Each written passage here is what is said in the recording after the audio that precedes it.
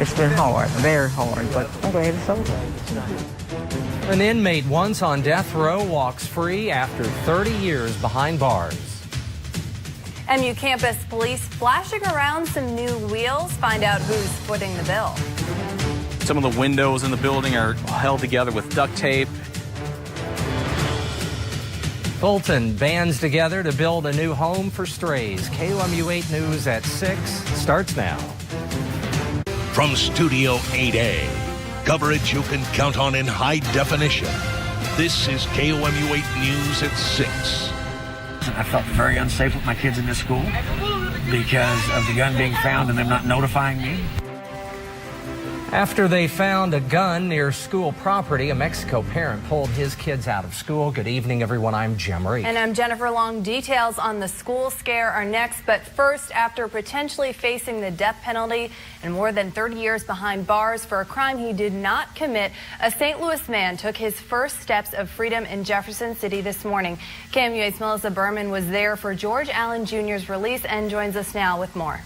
Well, Jim and Jennifer, St. Louis police arrested George Allen Jr. in 1982 and forced him into confessing to the murder and rape of 31-year-old Mary Bell.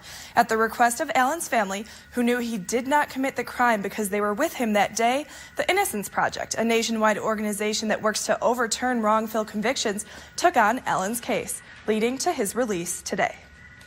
I've signed the conditional order release, so you will be released from custody of the Department of Corrections as of right now. A sentence George Allen Jr. and his family to a family that's been waiting for him to come home. Now, while Allen headed home today, it's not the end of his case. Attorney General Chris Koster appealed Judge Green's ruling. This means the appellate court in Kansas City and potentially the state Supreme Court will review Allen's case. If they decide to throw out Judge Green's ruling, Allen could go back to prison. Thank you so much, Melissa. A gun found near a concession stand at Mexico Middle School has parents and the schools on two different pages. On Monday night, authorities found a gun on school property. School administrators say a 13-year-old student brought the gun to Mexico Middle School property after hours for an after-school activity. They say he hid the gun behind a concession stand before entering the building. About 8:30 Monday night, the Audrain County Sheriff's Office found the gun. But most parents did not hear anything about the incident until today. One parent went to the school Tuesday morning and didn't get the answers. I felt very unsafe with my kids in this school because of the gun being found and them not notifying me or notifying any parent at that point. And I signed my kids out, and their secretary looked me right in my face and said, "That is not true. That it wasn't true that they found the gun." We wanted to make sure that, there were still some things floating around. We wanted to make sure that we were accurate, that we were sharing information that we knew to be true. The assistant superintendent said the district issued a news release yesterday, but waited to call parents to make sure that the district had all of the information. 5 Columbia schools went on lockdown this afternoon. The reason? Fireworks. Columbia police responded to a shots fired incident on the intersection of Bethel and Southampton. That put 5 schools on lockdown for 15 minutes. Rockbridge Elementary, Gentry Middle School, Rockbridge High School, the Columbia Career Center, and the Center of Responsive Education, also known as CORE, were all put on temporary lockdown after 15 minutes. Police determined the shots had not been fired and fireworks had been set off. All schools lifted the lockdowns.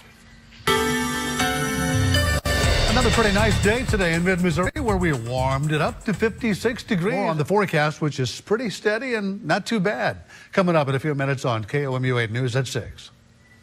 Dave, thank you very much. The MU Police Department welcomed 4 new police cars to its fleet over the summer. Now the Boone County Sheriff's Department is testing out the same set of wheels.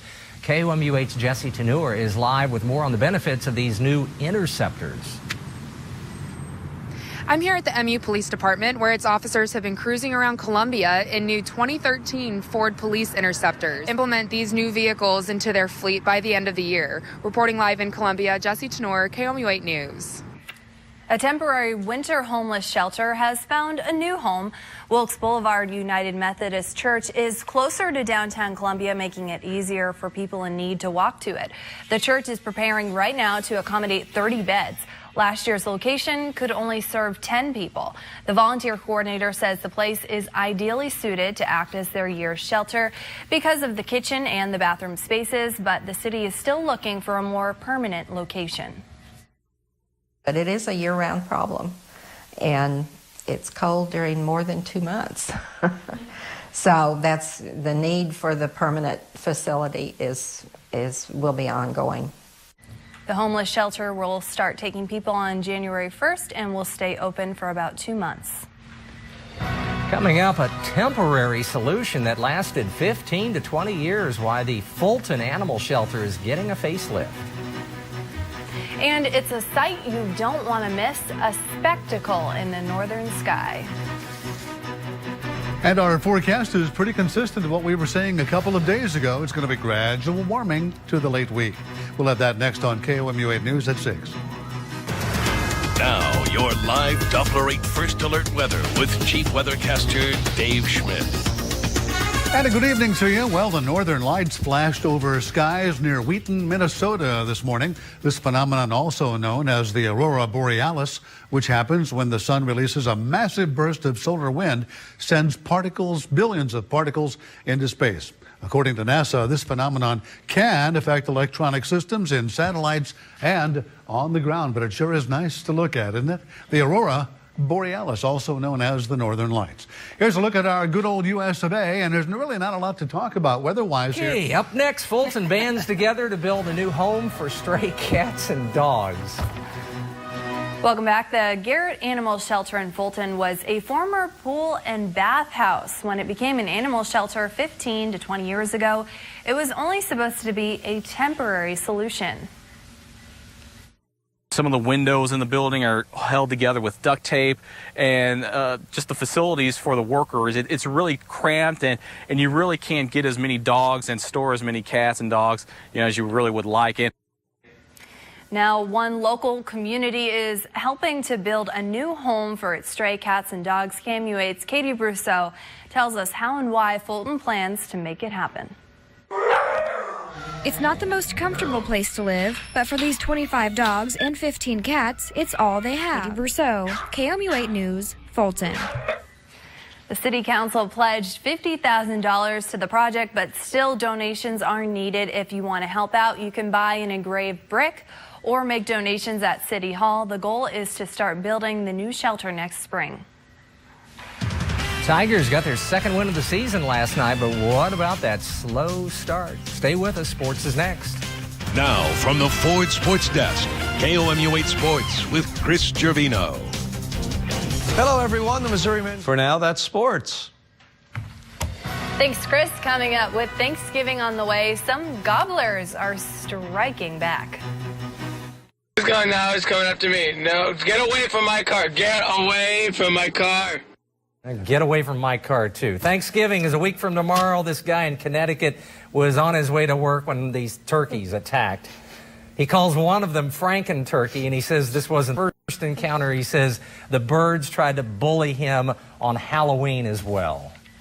Reminds me of the deer last night. Take a look at our forecast during the evening hours. Got a few clouds drifting around out there. It'll be cool, of course, with temperatures falling back into the mid-40s. We're about they are now. And then for tomorrow morning's low temperature, just above freezing. It'll be partly cloudy. Tomorrow afternoon, 58. Looks pretty good. Thanks, Dave. Coming up tonight at KOMU 8 News at 10 in a Target 8 investigation, we take a look back to the Great Flood of 1993. One levee break out of thousands put a man behind bars for life. James Scott has already served 20 years of that sentence at the Jefferson City Correctional Center for sabotaging the West Quincy levee. An MU professor says it would have been impossible for him to do what he was charged with. I don't know how you impose justice now, given that he spent a significant portion of his life in jail for something that, in my estimation, he couldn't have done. But he should be, in my estimation, set free. Tonight, we'll explain why Innocence Projects won't take up his case and why time is against him as he waits for his next chance for parole. Join us for KOMU 8 News at 10 for this Target 8 investigation.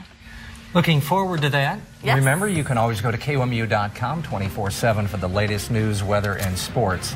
And yes, the deer are active. I don't know about the turkeys of mid-Missouri, but the deer are out there running around. Be careful. See you later.